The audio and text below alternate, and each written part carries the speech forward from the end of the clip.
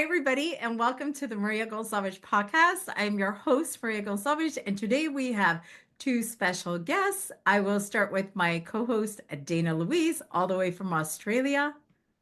Hello, once again. It's an absolute pleasure to be joining you again. And once again, we have a wonderful guest to chat to this evening. And today with us, we have Colin Bates. So, welcome, Colin. Hello there. How wonderful it is to be with you and to have this time of the heart and of the spirit. I'm delighted to be here. Oh, I'm super excited. So, I'm going to let you guys know just a tiny bit about Colin as we get to know him throughout our coffee chat. So, Colin Bates is a respected British medium, spiritual healer, and educated with over 30 years of experience in mediumship and spiritual development. So, I'm super excited you're here, and I feel like there is so much to talk about. But one of the questions I like to ask my guests is how did it all begin for you? Like, were you a medium as a young kid? No, not really. Wow. When I was about 3, I contracted meningitis and I was really seriously ill for nearly a year. And as I was coming in and out of consciousness, I started to see things. And then when I was about 16, my mother dragged me to a church and she wanted to go because she never got to say goodbye to her father, but she wouldn't go alone. So she dragged me along with her, and literally it was dragged. She said, "You're coming because I'm not going alone."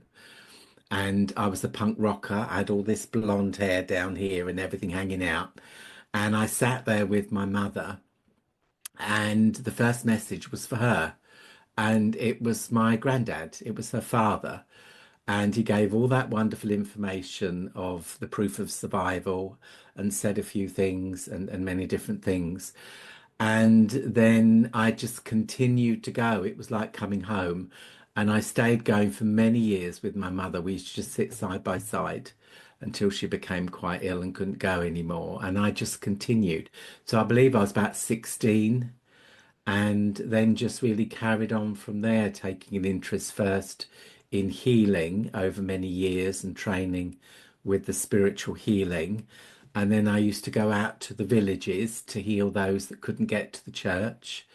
And then in about 1989, I was taken to the Arthur Findlay College. And that was my first real experience of teaching of the spirit. And my first teacher was Mavis Patilla and Gordon Higginson for the last 3 years of his life. So I really got to train with some of the greats and of course Glen Edwards and many, many more over the years. And then in about 1994, I was invited to train to tutor at the college. And I've been teaching there ever since I qualified about 98. So I've been teaching for about 30 odd years, but it was my mother really who was very, very mediumistic. And she had this gift, you see, where if I wanted to do something and it was a bit dubious, I would phone up my mother and I'd say, can I ask you a question? Yes or no? And if not, why not? And then she'd just say no. And then she'd tell me why not. It was amazing, really. She was wonderful. I adored her. And so we had this interest together in the spirit throughout the whole of her life, right up until she passed to the spirit. And, and even then she was still very much connected to it. So it was my mother's fault, really. She just picked me up and grabbed me and said, "You're coming." And then I stayed ever since, really. That was my starting point, really. Colin, how about grandmothers? Were they mediumistic or any aunts or uncles? Well, it's definitely in the family because my grandmother, Millie, Granny Millie, she knew all about the spirit.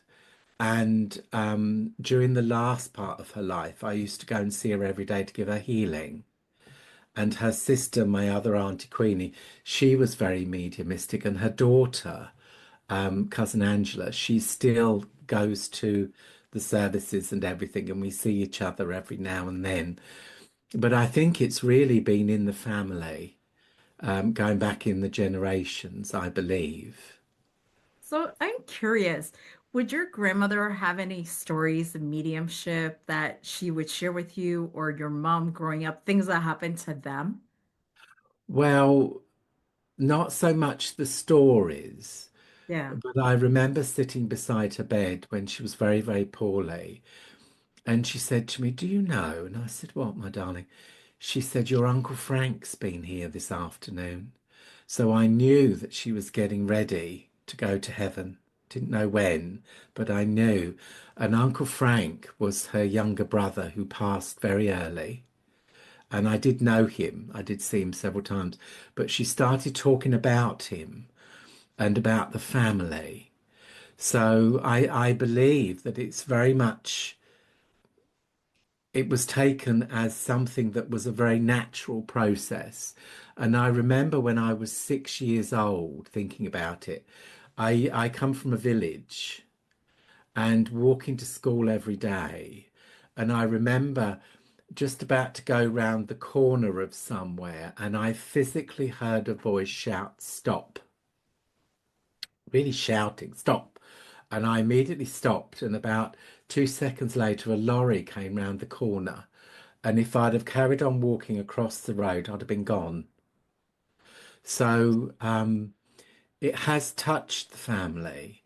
And of course, all my brothers and sisters, they're all very interested in it. And you know, so it's something I grew up with as part of life and the energy of life, really. Very fortunate to be nurtured that way, with the spirit. Colin, I find that really fascinating that voice within that spoke, to you, and you followed that directive, and I'm sure some of our listeners may have had that experience themselves. Was that a one-off occasion for you, or have you had moments in your life where you've received that guidance, that directive that you've listened to? Oh, well, absolutely, because it is a very natural process. I remember I was nursing in the villages because that was part of my profession for some time. And I was so tired, and I was going to go home, and I went home, and I heard a voice saying, "Your grandmother's dying." And it was exactly the same because I lived in Spain for a time that I heard, "Your granddad's dying." And so occasionally I've heard guidance within my life, which I've learned to really listen to now. I mean, I can remember when I was young and I used to go out to all the places that we used to go to, like nightclubs and all this sort of thing. And I remember meeting someone at a nightclub, and you just knew they were trouble. Mm. But, we do love the bad ones every now and then. And I agreed to meet them on the Saturday. This was, I think it was on the Mhm. previous week. And then I got home and I sat down and I heard my voices say to me, "On no account are you to go and meet that person on Saturday." So I think that the power is, it's not what we seek to be. I believe it's the recognition of who we are. And that when you actually stop to take time to listen, that there is an innate guidance because we are imbued by the power. We are part of its process in the physical world. And when we start to listen to that inner still voice, when we start to become more aware of our own ability and our own voices, as I call them. And of course, we're living in an age now where less and less we're paying attention Mm. because everything now is at a button. So if you want an answer, you press a button. And I believe if you're not careful, we'll start to lose the naturalness of being able to link into the intuitive, the psychic, and our awareness of the spirit because we won't pay attention anymore. So when you really start to embrace it, you know, but I believe that I've always been loved, not just by this world, but by the other world. Mm. And so for me, it was a natural process of really just embracing my own way. I feel that Mm. that's right now, more and more. So, Colin, for those that are listening that want to tap into that inner voice, is there a way for them to prepare or at least develop that so that they can have that? I mean, as you said before, for yourself, it was that spontaneous voice that sort of sounded and you listened to it intently. But is there a way to develop that where it can be more of an openness and exchange rather than just in moments of peril or warning? Well, I believe so because we live in the physical world, so everything is governed by the physical mind. Everything is a state of consciousness. So the feeling and the knowing, which is really the guiding influence of information, when we move more into the feeling of something, we begin to become aware. And as we begin to become aware, we start to experience. And I always say, think not with the mind, but feel with the heart and know with the soul, for it will guide you into an experience that will lead the way. Because the power itself is an intelligence, you see. And so when we begin to realize we are a living energy, you see, and the spirit, which is the house of the soul, is the vehicle of eternity. And that although we are encased in a physical body, because the presence of this world is our place of belonging, Mm. we are actually a living essence that is beyond the physicality of life. And so, therefore, when you begin to feel and sense, you start to become aware. And it's only the mind that seeks dominance, that either tells us we can't, or we shouldn't, or it's not right, or we analyze. But when you move into that, and for me, it's always a joy. It's from the heart. There is a presence of energy from the heart that just lifts us beyond the physical mind into a different state of awareness. But everything is interconnected, whether Mm. it is the energy of this world or the energy of the spirit. And what you need to do more than anything is pay attention, because we don't, you see. We tend to just go along our merry way, and we either don't listen or we don't really pay full attention, awareness and perception. And to realize that it's not something that you try to be, it's something that you need to acknowledge that you are, because it's of the soul, you see. It's not something you learn. It's something that you discover because the Mm. power's there, you see, Yes. because the soul is the eternal force. And the Mm. power of the soul is ancient in its knowledge. And the soul is the power to know. That's Mm. why, you see, the intelligence of the power guides us. You know, why did I hear that at that moment? I heard it at that moment because there was an awareness of something about to happen. So it moved into bringing me into an awareness. And yes, it was abrupt, but it had to be. But more often, it's almost like a whisper, and you feel and sense something. And I think the steps to really bring it more into an awareness is that when you have a feeling or a thought about something, don't just dismiss it. Actually embrace it. You know, if someone comes into your mind, don't dismiss it. Phone them up. Find Mm. out why you're aware of them. And then all of a sudden it becomes this natural process of really becoming more sensitive to people, to time, and to places. And, you know, when I work as a medium, there's only two questions I ever ask. When I'm meeting someone, I move into the feeling and the senses. What do I feel about you? What do I feel about your life, your energy? And then through that, I then move through your presence of life to the spirit world, because the spirit world is with you, not me. Mm. So although I may have an awareness of the spirit, It's actually connecting to you as an individual. And all I am is the mediator between heaven and earth. So everybody to a degree has intuition because that's 24/7. You've got intuition, you've got natural instinct, you've got gut instinct. All that is part of the mediumistic energy. And really it's paying attention. Pay attention to what's happening, you see. And then also the power of thought.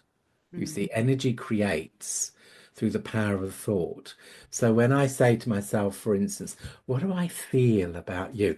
Then here, which is your powerhouse, is activated, you see. So the feeling and the sensing creates an expansion of sensitivity.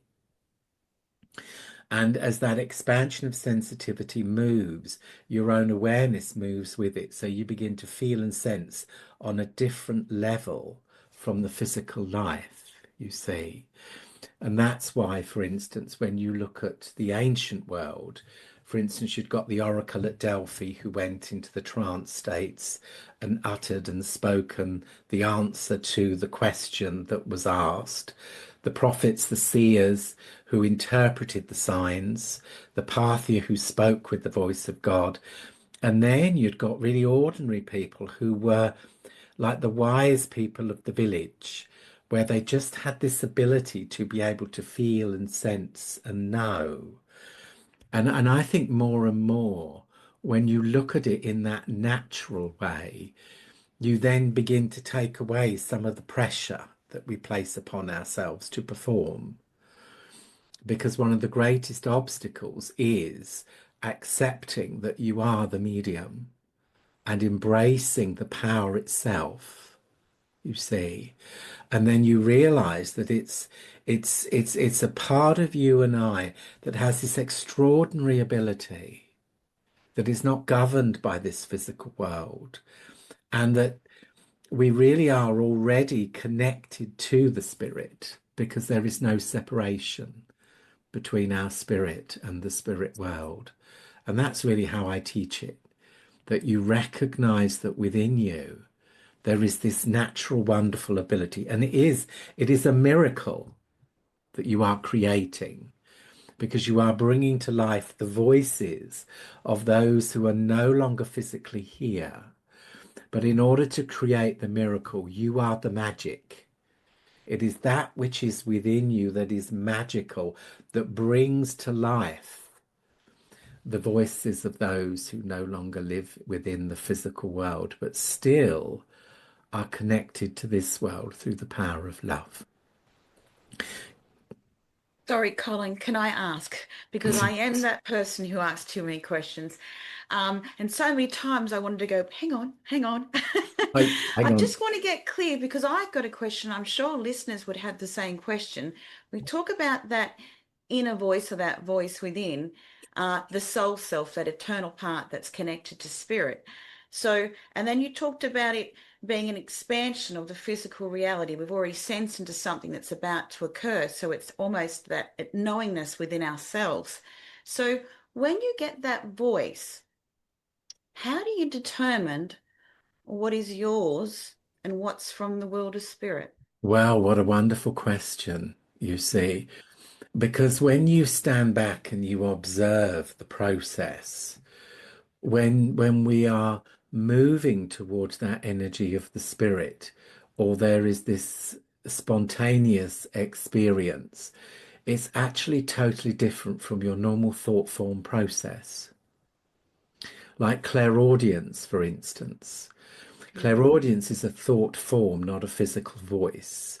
And it is subjective, but it can be objective.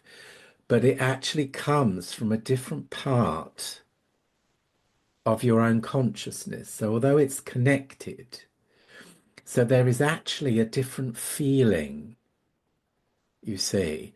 And when you move into a time of experience, it is when the physical mind is not fully focused in this world.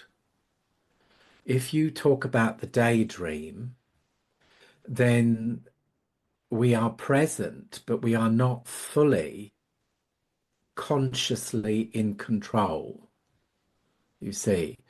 So imagine when you're not fully focused and then you're in this almost dreamlike state, like a daydream. It is then possible to experience things in another way. Now, we speak about such things as meditation. In meditation, we learn to observe. It is a non-mental active state. You see, contemplation, there is a subtle psychic aspect seeking to find an answer. But in meditation, you are observing an unfolding process. So in meditation, it's already an altered state of consciousness, you see. If you look at the states of consciousness, you've got the beta, the alpha, the theta, and the delta. The delta is the sleep state. The theta is more the trance state. The beta states are more to do with the physical mind. Then the alpha, which is to do with concentration, communication, is already an altered state. So actually the physical mind begins to move into a quietness, and then our own senses start to become more aware within that process. And then, of course, our senses are connected to the soul, which is then connected to the auric field. So in a way, you're going beyond that sense of your normal thinking, waking moment. Therefore, you're less likely to interfere, question, and analyze. And when you do, of course, you come straight out of it. So it's learning really just to move into really a state of being where we are cooperating with the process, you see. And you learn to recognize through the feeling and the energy. And then if we want to get a bit more scientific, between the alpha and the theta states is the doorway to what we call the super conscious mind.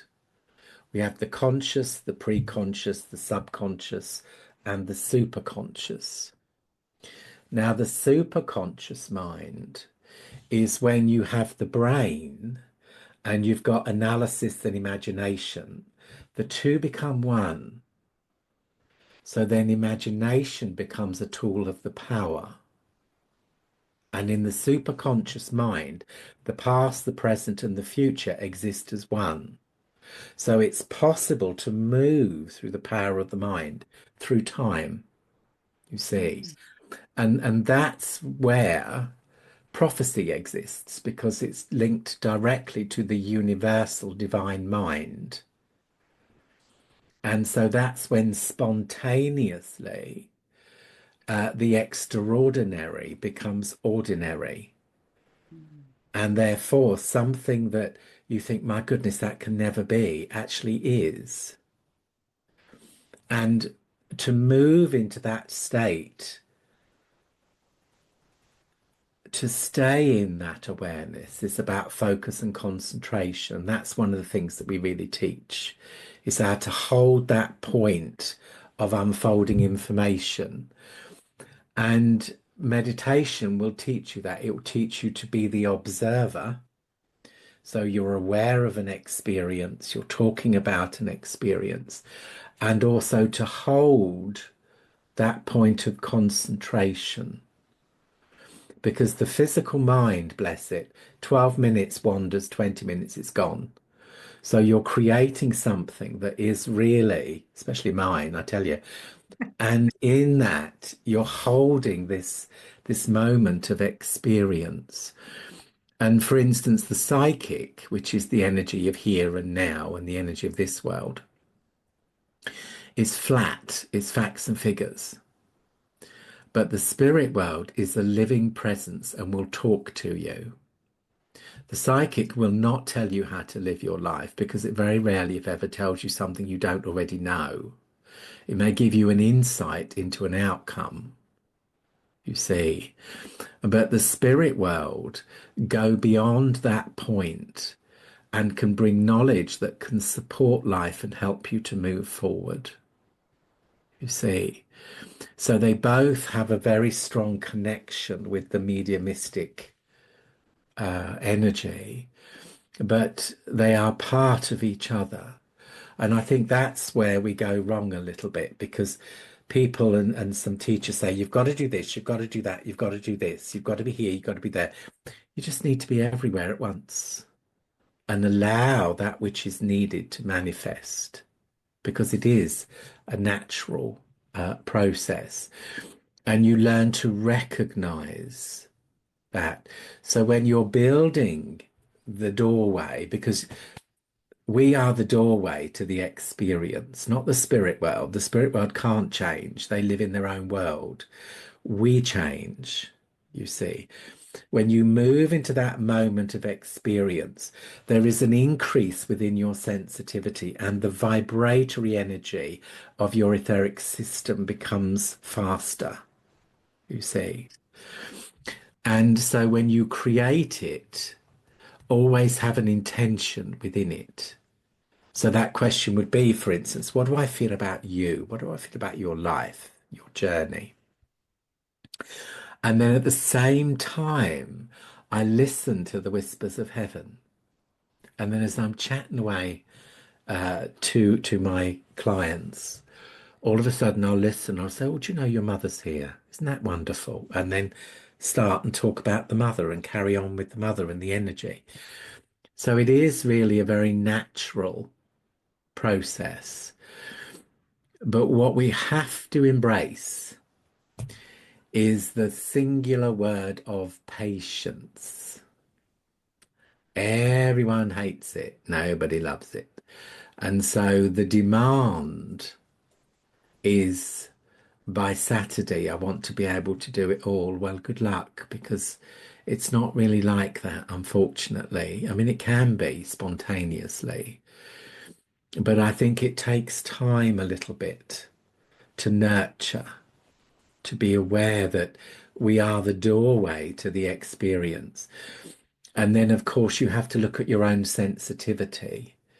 And then you have to then look at the power of the empath being oversensitive to life. People who are naturally mediumistic will always, the physical emotional balance, well, that will get you every single time. And I think it is that you have to begin to realize that there is a facet of your soul that knows of another world. And therefore you question this one, you see, because in order to facilitate communication, you have to be half in this world and half in the next. And I believe the soul has a recognition of that, you see. So with our sensitivity, everything that we do and experience is designed to make you more sensitive. So what you then have to do is to start to put boundaries within your sensitivity so that you can live and exist and experience. Because this world is your place of belonging. It is the experience of life. Yeah. That is the really the growth of the soul itself. And so we also learn how to bring it into awareness, but then also how to bring it back into the quietness. I am curious, Colin, thank you, because you talk about patience, and I know people are curious. The beginning of your mediumship journey, when you Oh, trained, were you patient? What kind of oh, student were you? oh, I want to know. there's the thing. Well, you see, I've never been fast at anything in my life, ever. I took 5 driving tests and 2,000 lessons, and 2 of those were under very heavy medication, I might add, you see. So I've never been quick, but when I get there, I get there. And so I was asked at quite an early age to sit in a circle, Yeah. and we weren't allowed to communicate with the spirit. You had to learn how to sit within the power and attune to the power. So that was a year of just doing that. And then I sat for 5 years with this extraordinary lady, Mrs. Bruss. She was wonderful. Hour and a half every Tuesday night for 5 years. And I really, honestly, she'd say to me at the end of the time we sat, she said, "What did you get, dear?" And I'd say, "Nothing." And then she'd move on to someone else. And honestly, it really was like that. And then everything just seemed to come. So I had to have the patience of learning how to sit, you see. And that's not easy for some people because if you've got the restless mind, you've got to find a way that you can bring in the peace, the harmony, and then move into the quietness. Because you see, if you're learning how to commune with the power, you've got to be receptive to it. So you've got to have that time of quietness. And it taught me patience in the end. But then I started with the healing, which has always been a great love of mine. And I didn't see the spirit until about 10 years after. You know, I was so busy learning and healing, and that was my love, you see. And then all of a sudden, I started to become aware in another way. So it wasn't, I mean, people are very different, you know. Some people can just sit down and it's there. Yeah. I've never been that fortunate with anything in my life. I've had to really work to study, to create, and to become. When I qualified as a minister, I had to do so many classes, and of course, I can't write really. I mean, I can, you know, do what I do very well. So I had to learn how to put things together and do all of this. And one thing it taught me was patience, you see.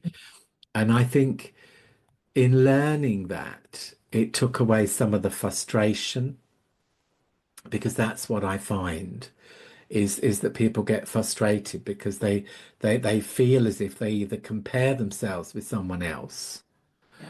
or they end up frustrated because they're not getting what they want to get. So you know, it's an interesting aspect, you see. And I also think that in this age, we've overcomplicated our process. Because when you look at some of the greatest mediums of our age, and boy, has there been some wonderful ones, you would speak to them and they would be extraordinary in what they did. And you'd say, "How did you do that?" And they'd look at you and say, "I've got no idea. I just do it."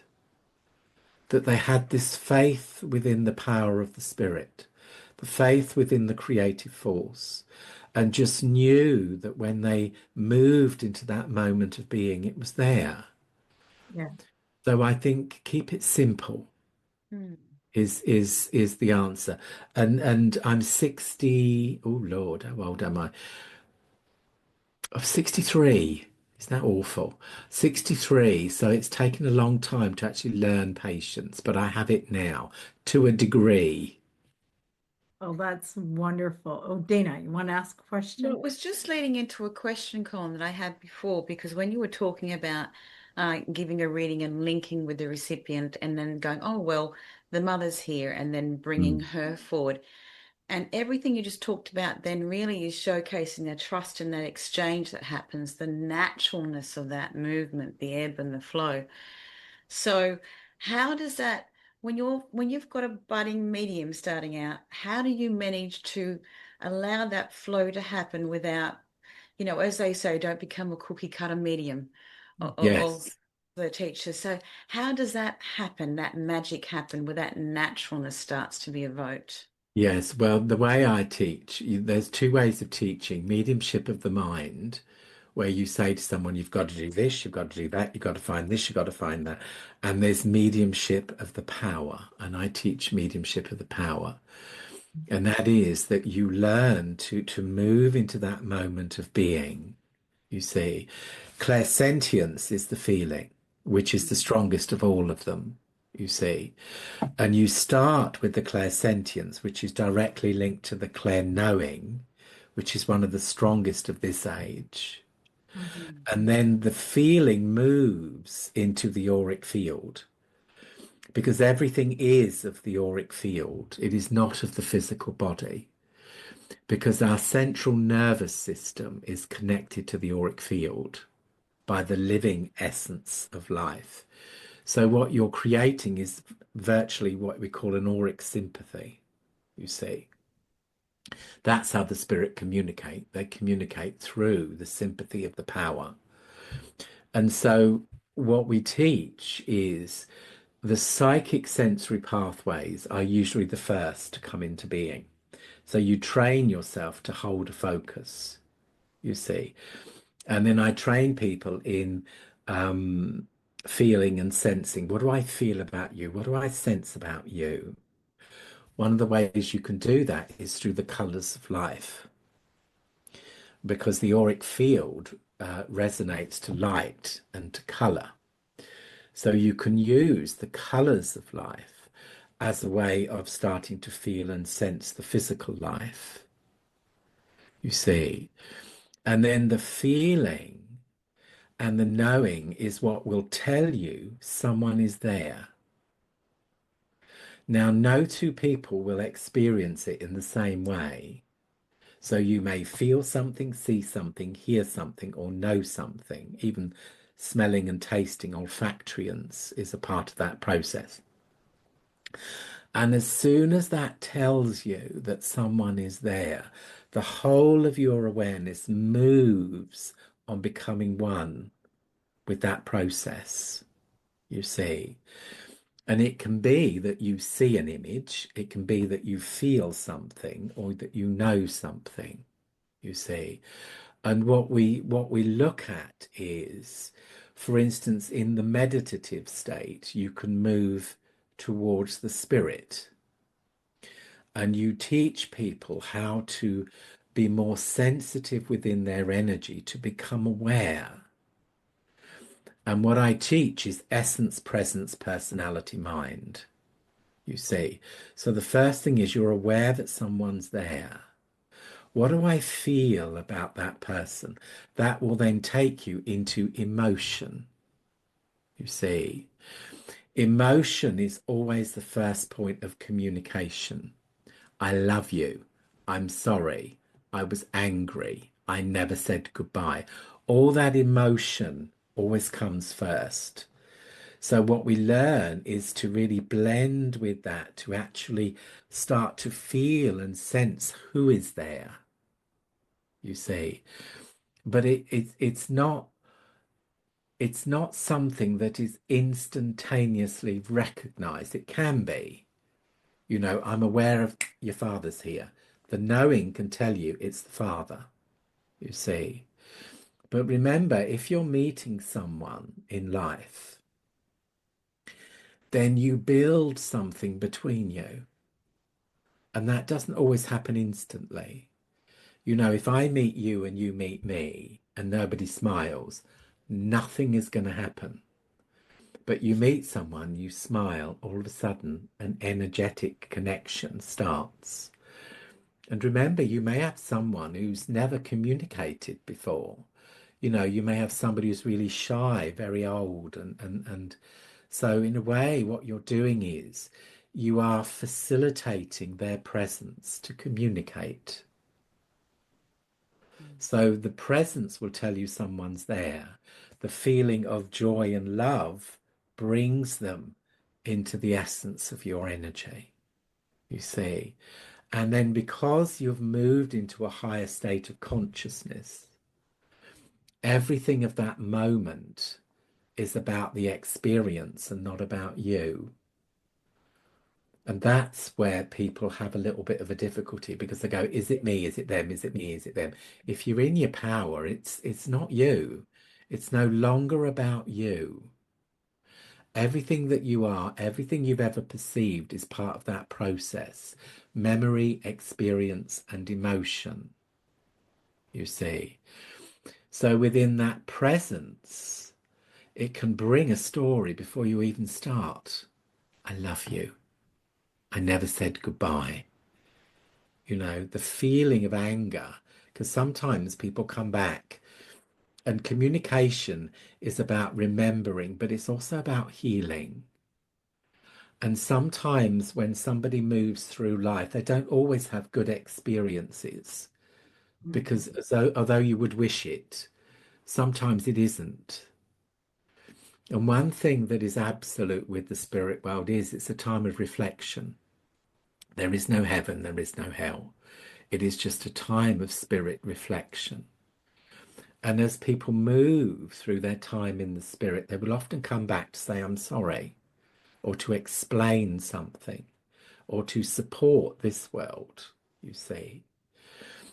And so within that moment of presence and embracing them, you can have a whole story immediately, you see.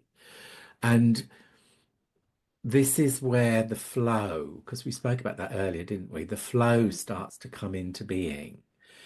When you experience something, it is only the starting point of a story. And the feeling and the knowing will take you into understanding. You see, it's like I'm aware of a lady, I know she's your grandmother, and she's showing me the kitchen. Well, tell me your grandmother who wasn't in the kitchen. They had to, they had no choice. That's what they did. But the fact that you're aware of a kitchen means there's something about that kitchen that's important to the grandmother. You feel, you sense, you become aware. All of a sudden, you see the kitchen, you describe the kitchen, you see the little child in the corner watching a grandmother cook, learning how to cook. You are the child. This is your grandmother. She's here. So it takes you on a journey, you see. And as it takes you upon a journey, what we try not to do is to analyze and understand that journey. Because once you do, you've lost that point of experience.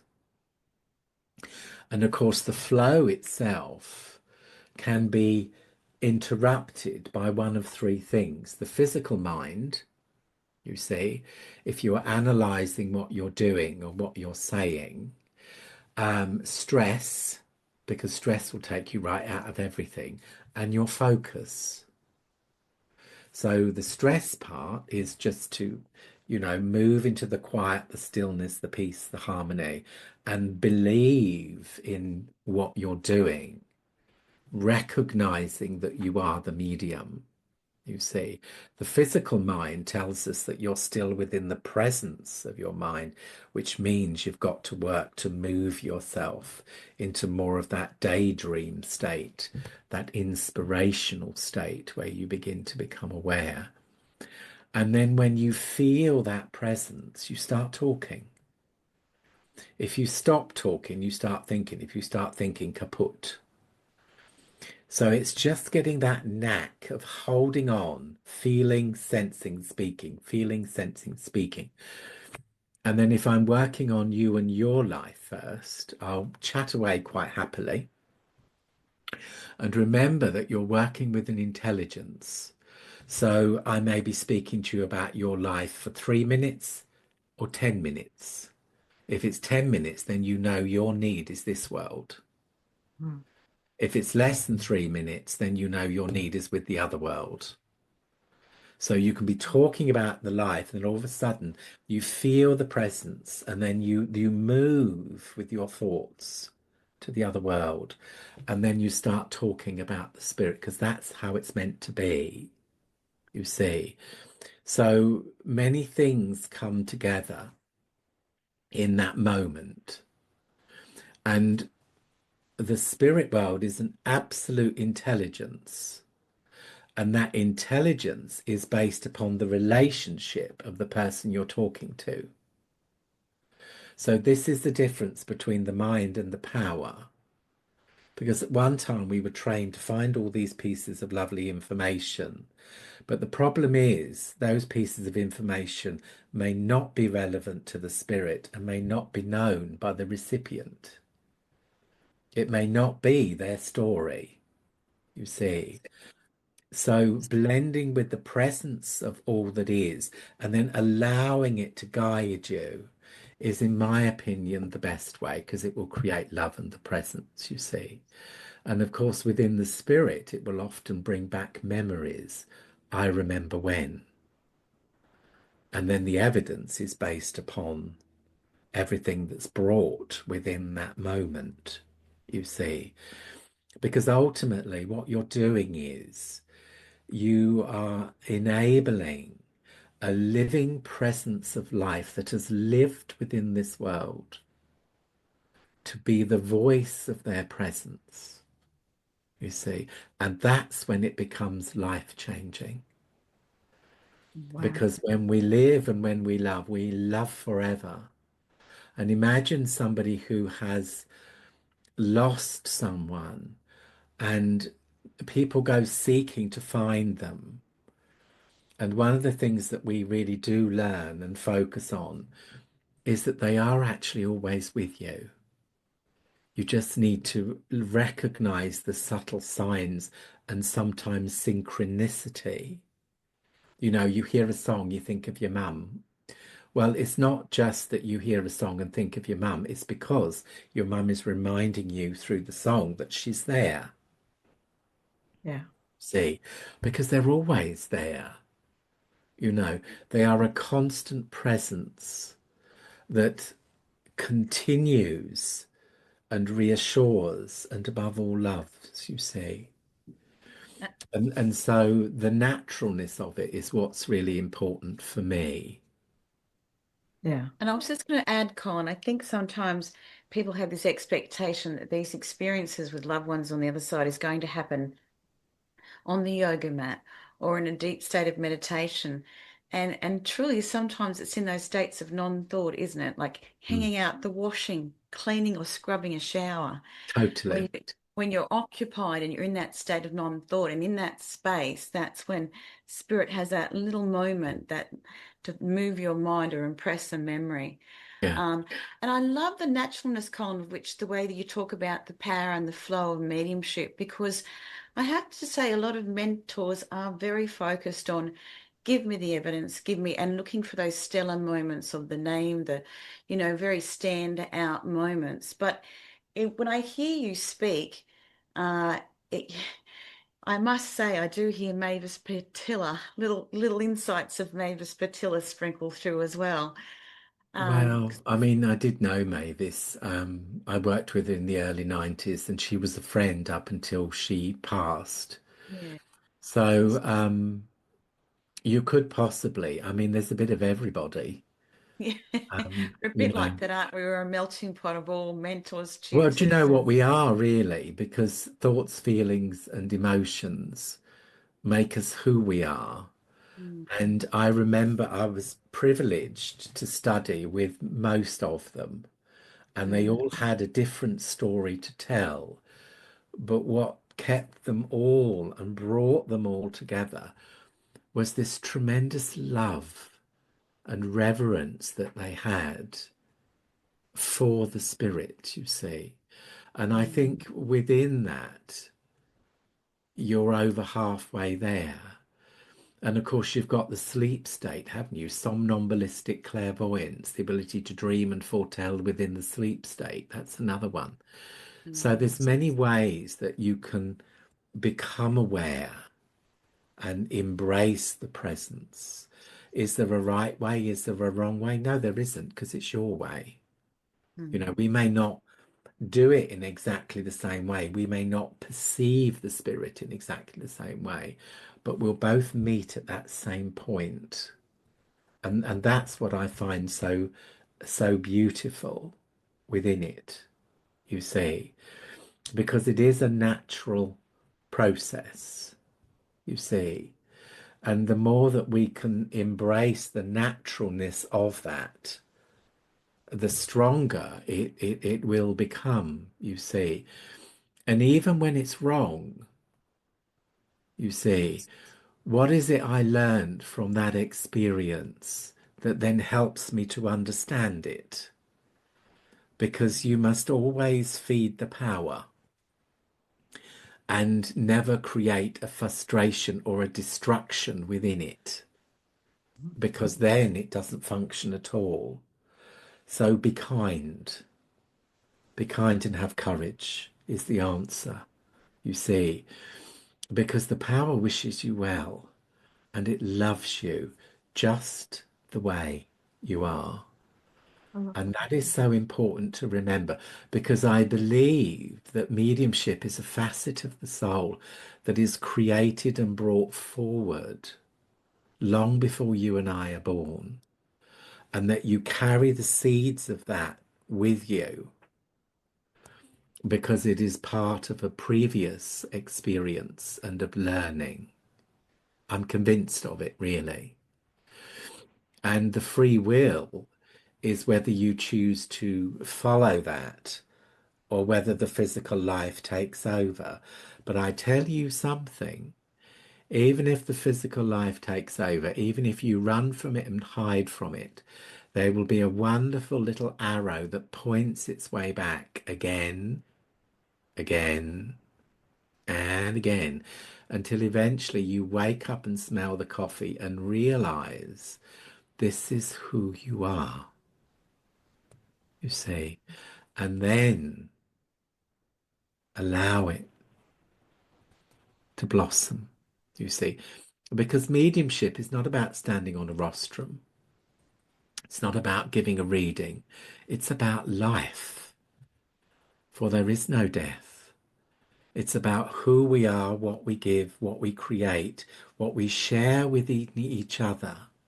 And many people that we teach don't go on to do mediumship full time. Heavens, why would they wish to?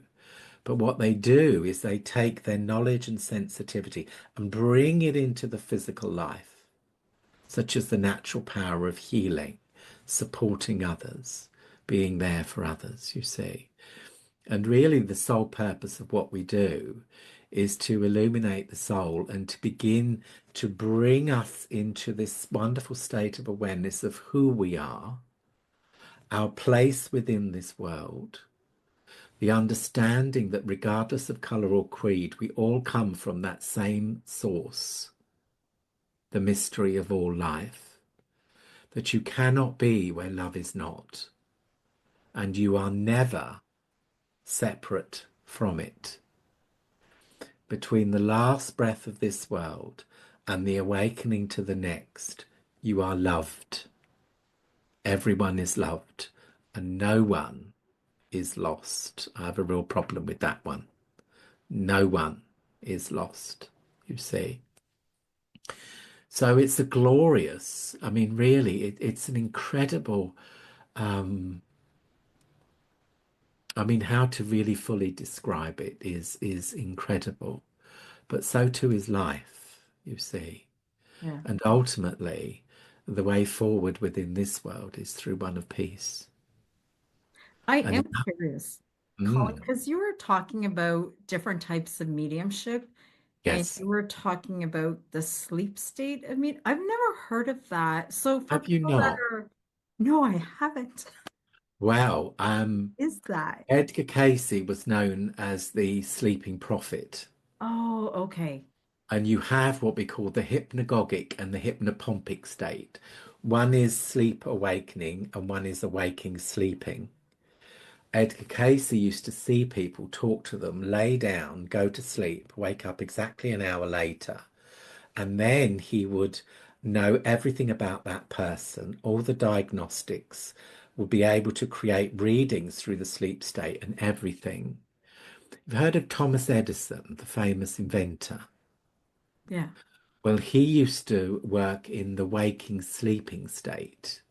And when he was working on a new invention, he had this wonderful bench, and then underneath it, there was another bench where he laid.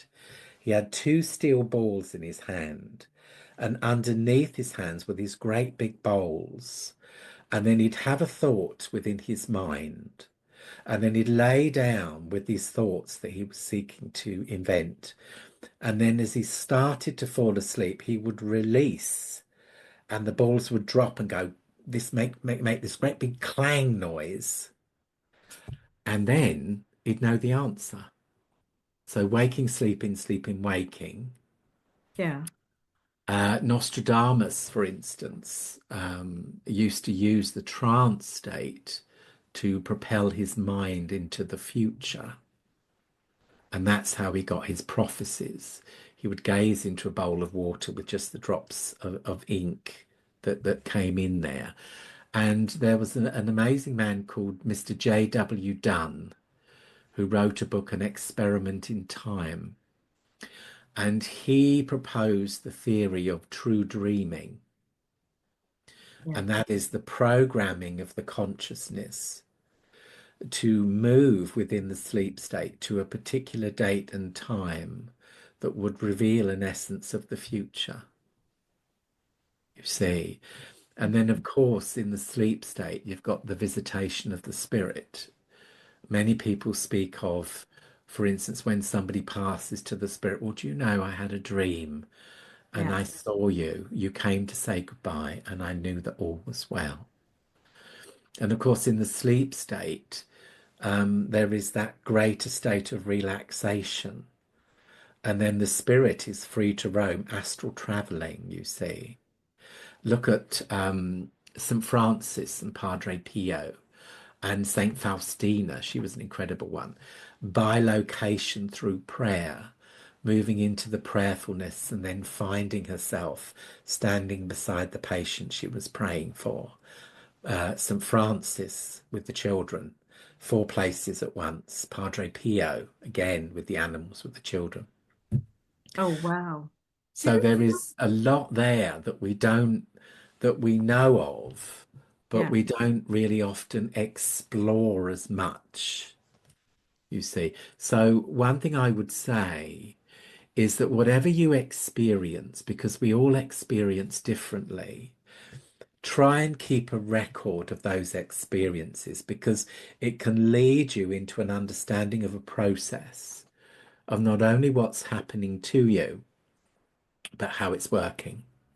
You know, second sight, for instance, being aware of something before it happens. It comes, but it can also be not clear. Yeah. So write it down, and then its meaning becomes more clear. Prophecy can be startling and can come in the middle of a reading and can bring insights into something that can then lead us into a greater understanding, you see. But it can also be, if you've ever read the prophecies of Nostradamus, good luck, because how they get that from that, I will never know, you see. And if you read the original transcripts of his prophecies, they're all written in something called quatroons, which is 4 lines of verse. Mother Shipton, she was another one. She did the same thing. Oh, The profound. Sibylline writings of Rome, of course, they were all in verse. And when they did the auguries and they opened the book on the day, they would find that which was written and bring forward, you know, Yeah. the ancient practice of soothsaying and everything. I'm curious, like in your mediumship training, what was your favorite subject to learn? Well, it had to be healing, Yeah. and it's still perhaps one of the greatest loves of mine. And that moment within healing, but also the trance states, which I teach extensively now, as well as communication. I teach everything really.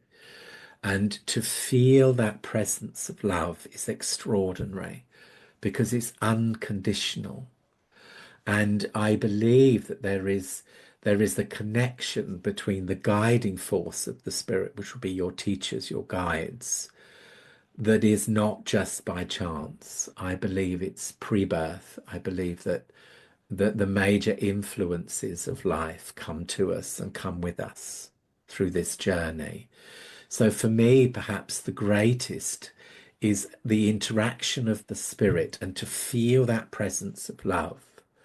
And that also translates itself, of course, into the healing as well as the communication, because everything really is a part of everything. You can be healing and then be aware that the mother's supporting the child, and you know.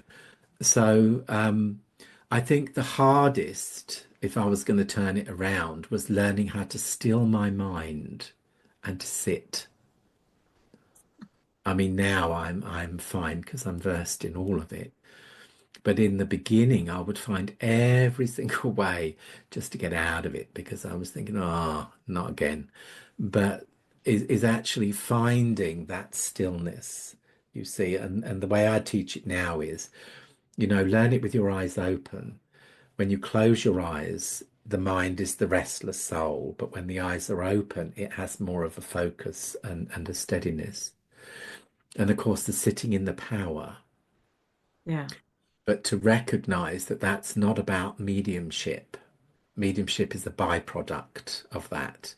Sitting in the power is about recognizing the divine force, how it interacts with you and I, and it is the nurturing of the soul through the Yeah. power of the Great Spirit, and then moving on perhaps. And the mediumistic powers are a byproduct of that, because it's the transformation of the soul that is the greatest achievement in life. Mm. Colin, I just wanted to ask, I was struck by the words that you said, no one is lost. And then when asked what your favorite area was, you naturally spoke about healing. I think I read somewhere, I believe I read somewhere that you worked as a prison chaplain. I Is that? did for many years. I'm a minister, a former minister of the Spiritualist National Union, and I worked as a prison chaplain between, well, for 6, 7 years, I believe.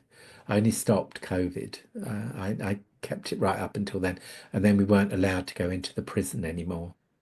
So you would have been working and having that face-to-face, sitting with people in states of despair, I gather. Yes. And how did you bring forth that healing when people are, whether they've lost a loved one or they're sitting in a prison cell thinking my life is over?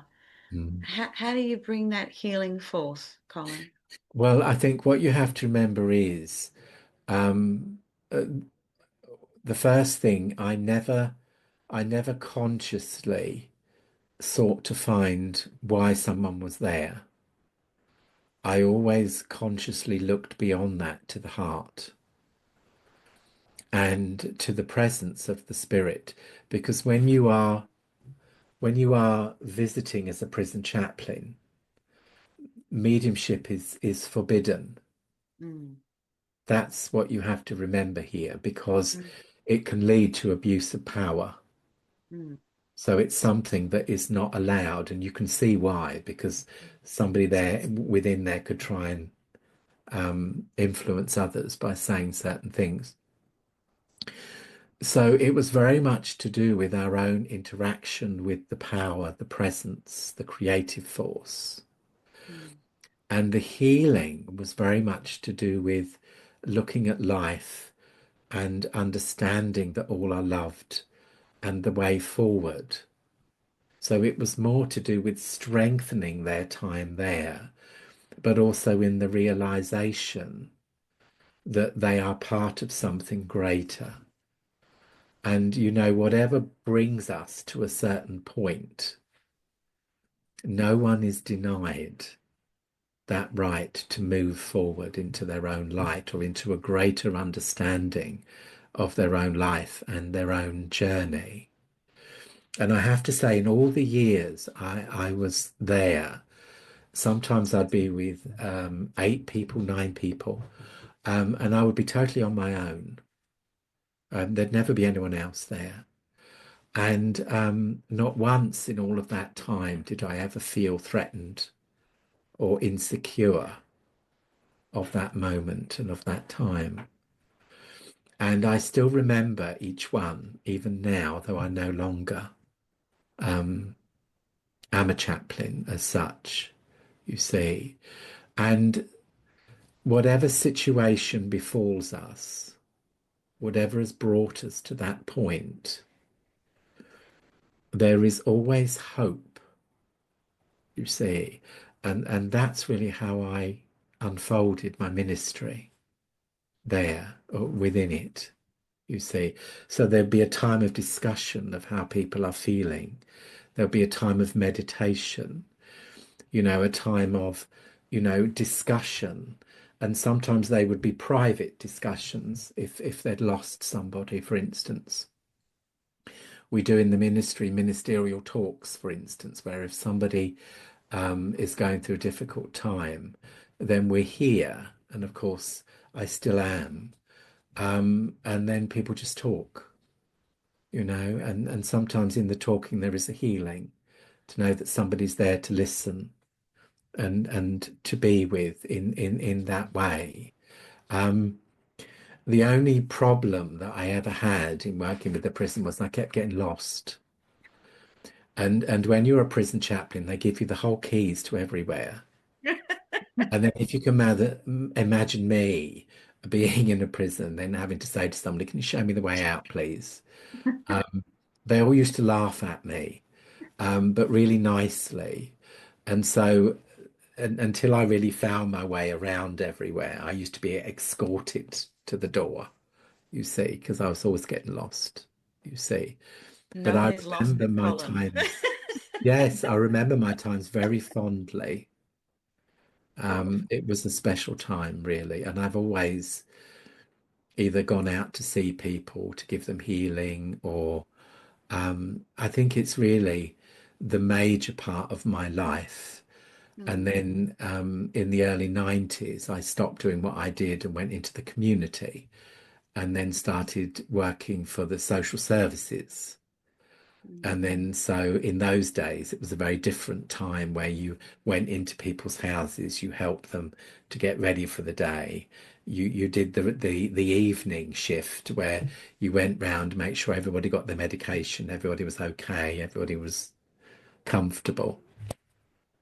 So I've always worked with people, always, And and it's my greatest joy, really, I Colin, think. is that, sorry, Colin, I was just thinking, is that something that you would recommend for the medium that's beginning out? I mean, I've seen some beautiful mediums work and they've got those traits of compassion, empathy, or they may have, like yourself, experiences serving someone else in the community.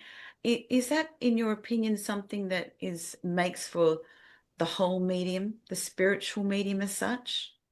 Well, I think it's a totality, to be honest, and I think the greatest of that is the love of people Mm, and being inquisitive, of course, is a great trait of that. But I think more and more what we are doing and what we are unfolding is we're leading people into discovering their own connection to the power itself, which is, of course, the creative force. And so, you know, you can't help but be moved when you're working. And not everybody's situation has been a good one or an easy one. Not every passing is an easy one. So you'll often deal with situations that can be heartbreaking, you see. So I think the compassion element, because of course that is the guiding force of the universe, love, compassion, and understanding for another person's need, you see, takes you beyond your own insecurities. So when I'm working with someone, I'll place them into my heart, into the power, into the presence, from the highest that is within me to the highest of the universe. Please may I be of service.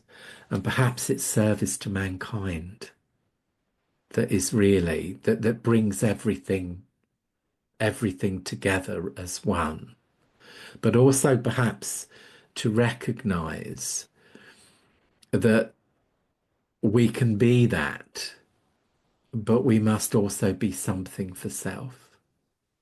That you must always use that which you create for joy with others, for yourself, because the journey is a transformative one.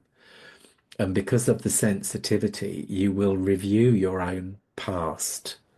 You relive a lot of those experiences because they come forward within the sensitivity. So the journey is a personal one. It's also to do with recognizing who we are, forgiveness, forgiving others, forgiving ourselves, and really recognizing that we are actually interconnected through this wonderful light and wonderful journey, and that what we bring to it supports us as well as helps others, you see. And it's interesting, you see, because even within the development of the totality of mediumship, there will always be something within that that's greater than the rest. So, for instance, there are many mediums who do not like to personally do readings because they find that it's very restricting just being with one person, and yet they'll love demonstrating and speaking to a crowd, you know. And there are people that love, you know, in the reversal, they're demonstrators but won't do the private readings. Some who do the private adore that, but don't necessarily want to stand in front of the public. So it's finding really where you resonate, I feel, more than anything, and to give yourself the chance, to give yourself the opportunity, you see. And one of the things that really does set me on my soapbox is when somebody comes to me and they've been to a so-called teacher of reputation, and they've been told they will never make a medium, they will never do this, and they will never do that, or they destroy them through words of unkindness. And then you have to just pick them up, dust them down, nurture them, and just say, now, come on, put that where it belongs. Because I defy anyone to say that there is not something within each one of us that is of the spirit. And that in our own individual way, even if it's talking to somebody at a bus stop, you know, is serving the power and bringing that into the lives of others. That's the only thing that I find unforgivable, because sometimes you have to look at the responsibility of what we do and in the words that we say. And I've been very fortunate in my life and in the people that I've taught, and Lord knows how many. And I'll have people come back maybe 10, 15 years later, and I'll see them again. And they'll say the words I said to them at a certain time, and how it stayed with them throughout their journey, you see. Tennyson was wonderful. He used to say, tread softly lest you tread on my dreams. And I am such a believer within that. And you should always be mindful of people. And that's what I try to do more than anything. And if I'm remembered for that one kindness, then I've more than done my job. You see. That was beautiful. I am wondering because I'm so enjoying this conversation and I feel like we could talk for hours. For those that are brand new to mediumships or brand new aspiring medium and they're kind of feeling overwhelmed with everything that's out there, what would you recommend step one be for mediums?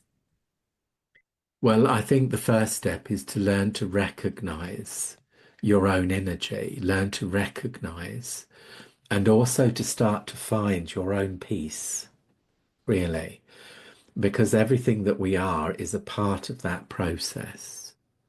And also to embrace that mediumship is a part of who you are. It's not who you're trying to be. And that there is a power and an essence that really wishes you well. And that which you are seeking is also seeking us. And so the words, when we move into that quiet and the stillness, lead me and guide me, surround me with love, that I may be as thou wouldst be and do as thou wouldst do. Eternal light and creator of all life, in whom we move and have our very being, be with me. And all of a sudden, it's as if everything moves into a reverence. Everything begins to move into an energy that is receptive, you see. And, you know, we always say, you know, in prayer, we speak to the Creator. In meditation, the Creator speaks to us. So it's finding that stillness within you, you see, but also to recognize that you may not do it as other people do it. Heavens to Betsy, why should you? Be yourself, you see, but know that there is a guiding influence that is guiding you, for there are many, you Yeah. see. And that starting point should always be nurtured. Yeah. You should always feel, that you are being nurtured within that. And then of course time, you see, because certain aspects may come very quickly, but other aspects may take time in which to unfold. In my teaching, I have my classes and I take everybody from February to December. So they're with me for nearly a whole year, 3, 4, 5 times a month, you see. So they have that constant reassurance and that constant overseeing of what they're doing and how they're doing it. And so, it's a calling, you see. And I would say nothing happens by chance, you see. And just as you're drawn to the quiet, to the stillness, it's because the power is calling you. You see, honor it. You see, honor it. And, within that, just recognize that it's who you are and it is within you, you see, and that there is nothing that separates our spirit from the spirit world, and that everything is interconnected to each other, this great, stupendous whole of everything. And that slowly, slowly we catch it, you see. For some, like me, not easy. But, sometimes within that, it takes just a little bit more time to understand. And I've always been that way, like I say, with everything, you know. Me too. Yeah, and it's a weird thing, but I think learning to nurture, learning to accept just the way you are, Yeah. just be who you are, for that is how the spirit will love you, just the way you are. I mean, I can remember in my early years, we were all told you need to go for elocution lessons to learn to speak properly. Well, can you imagine everybody speaking exactly the same? And we used to have a drama coach come to the college. This was when Gordon was still with us. And every lunchtime we had to go into the library. And she was a very small lady, Honor her name was, and she was a London coach, voice coach. And so she trained us how to use and project the voice every lunchtime. And it was, it was magical, really. But everything stems from that one absolute eternal truth that we are all children of the one God, and that there is a presence within you that is beyond this world and this life. Yeah. And that whenever you open your heart to it, it will always answer your call, you see. Yeah. And I do believe that with everything, you see. And that when you step into that moment, it can be so subtle, you see, with many, is learning to recognize your own energetic system. Then you recognize more the changes that take place. You could say the best way would be clairaudience, wouldn't it? That you heard a voice saying, my name is Millie Smith and I need to speak to my grandson, Colin. Tell him to behave himself. Yeah. Yes. And, Estelle Roberts and an extraordinary lady called Helen Hughes once demonstrated to 8,000 people in Sheffield. And in that one demonstration, there was 48 first names, second names, and even the addresses. and I've seen the transcript of it. It was extraordinary. I have Mr. Thompson here, and I need to speak to the lady at the back, 2 rows in, and your name is Sarah, and I have your mother here. She is so and so and so and so. There is nothing to say that that cannot continue, you see, but it's the belief that you can Yeah. that will often take you there, you see. And it's like certain types of information. So if you see somebody that you know really well, you never say your name because they know you. So imagine the spirit world. You've got mama wanting to speak to her baby. She's so excited. She's not going to give a name, is she? What she's going to do is say, oh, it's my daughter, I love you. Da, da, da, da. So in the quietness and the stillness, just reflect to the spirit. Tell me your name. Be open to names. Be open to information. You Oh, see. that is good. Because I never get names. I rarely get names. Yeah. Well, the fact that you say you don't, you never will. Okay, so I need to change my language. Good Yeah. to know, You see. Colin. I was working in Germany not so long ago, and when there was time off, I always go to churches because I love them. I love sitting and lighting candles and being in the prayerfulness of everything. Yeah. I walked around the church and I looked at all the names. And there was one, and there was the big cross with all the different um, people being remembered. So I Yes. looked at all the names. I did a demonstration that evening and I said, it's Ermgard. And her name was on that cross. Oh, wow. And it was exactly right. So it's being familiar with things Yeah. and not limiting yourself. There was a wonderful medium called Albert Best, Yes. extraordinary man, names, addresses, everything. And yes, he was a postman for over 20 years, fair enough. So he was familiar with that. But whenever he'd go and demonstrate somewhere, he would stop off first at the cemetery and he would walk around looking at all the gravestones and all the names. And when somebody asked him what you're doing, he said, I'm visiting my clients. So he would just go and look and just be familiar with different names and different things, you see. So mediumship is about being familiar and open and receptive. Yeah. If you're learning your mediumship, then make yourself more aware of this world. You know, when you walk outside, what do you see? Take notice of it. When you see a tree, well, it's a tree. No, it's not. It's 1,000 colors. It's 1,000 shapes. When you see a building, look at the building. Look at how it's built. When you see a sign, what's written on the sign? When you see a lorry go by, what's written on the lorry? And what you're doing is you're training yourself to be more aware. Yeah. And with clairaudience, for instance, go into the garden of memories. Lewis Carroll, be it in the garden of memories or the palace of dreams, you and I will meet again, and who is to say which one is real? Go into the garden of memories, relive those relationships, listen to those conversations with those who are no longer here, and you become familiar with listening to the power. When you're outside and there's loads of people around, focus on only one conversation, ignoring the rest.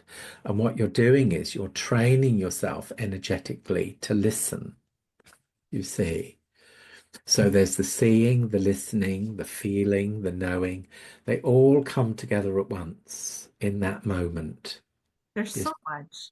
I will say this, Colin. I know after my dad passed away last year in October, and I did not like cemeteries. I did No. not like them.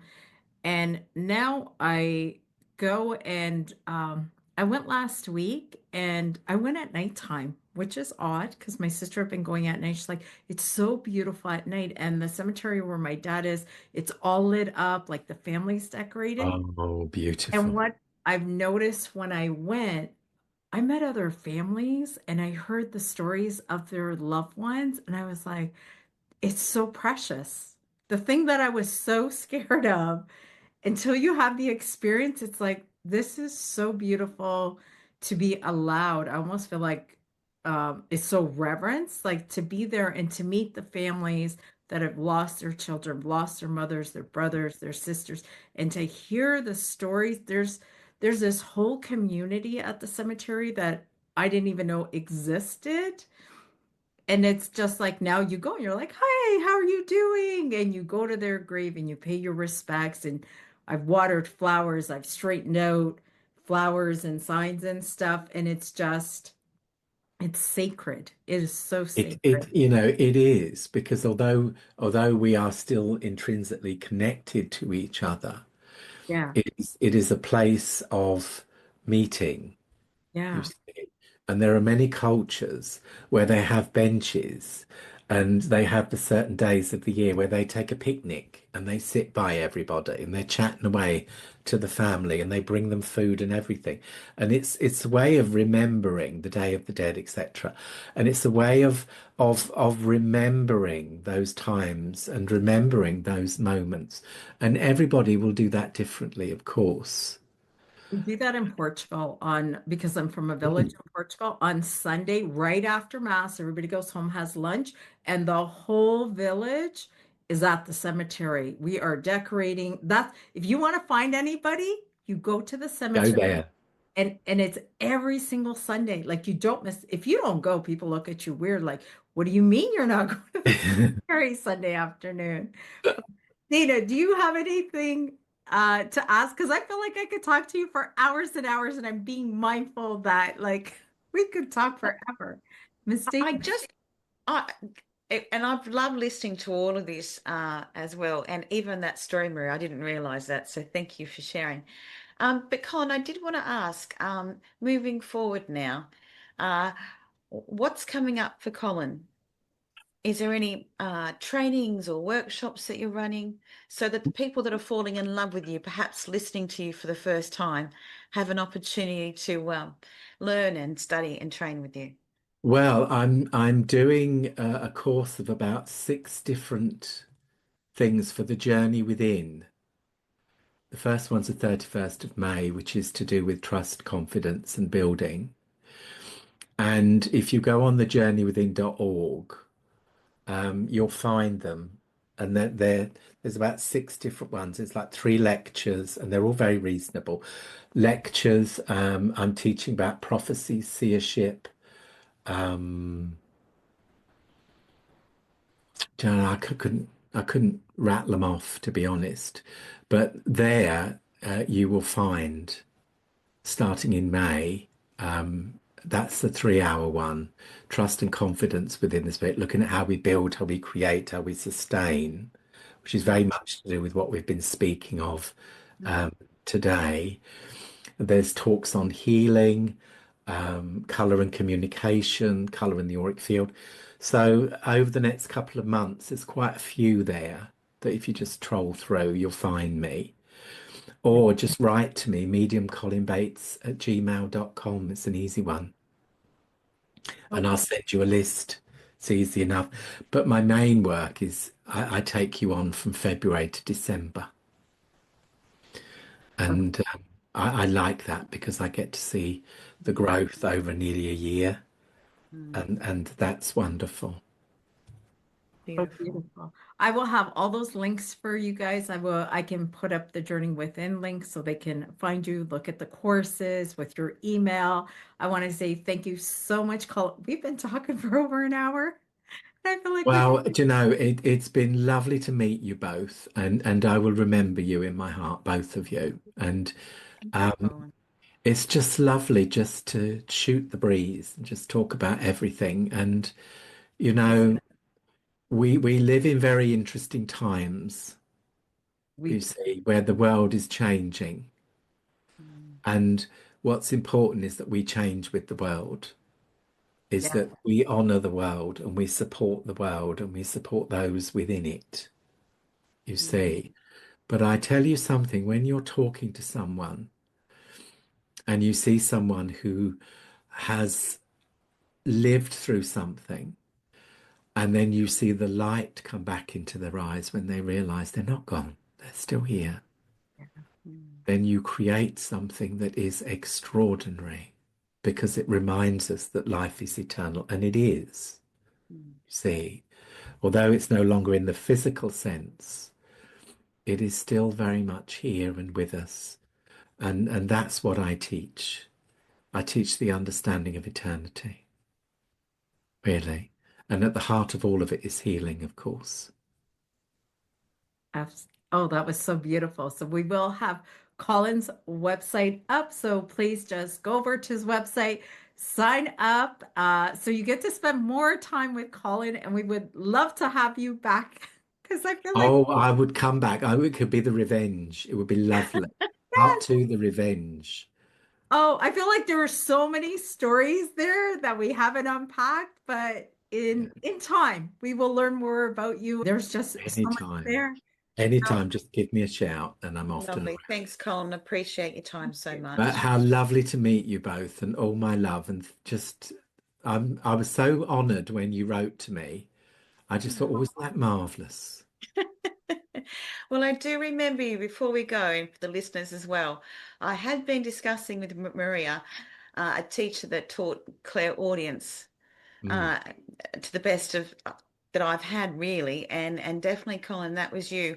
You had me writing poetry in the still of the night for weeks afterwards, doing your online class, Oh, talking bless you. about the sound of the falling leaf. So you really moved me and moved my mind, and that faculty became very strong because of your teaching. So I thank you. Well, you are so welcome and just a joy to be with you both. And just thank you so much. And I will see you again. Lovely. That would Thank be you. Yeah. lovely. Lovely. Okay. Goodbye, everybody. Okay. Bye. Bye.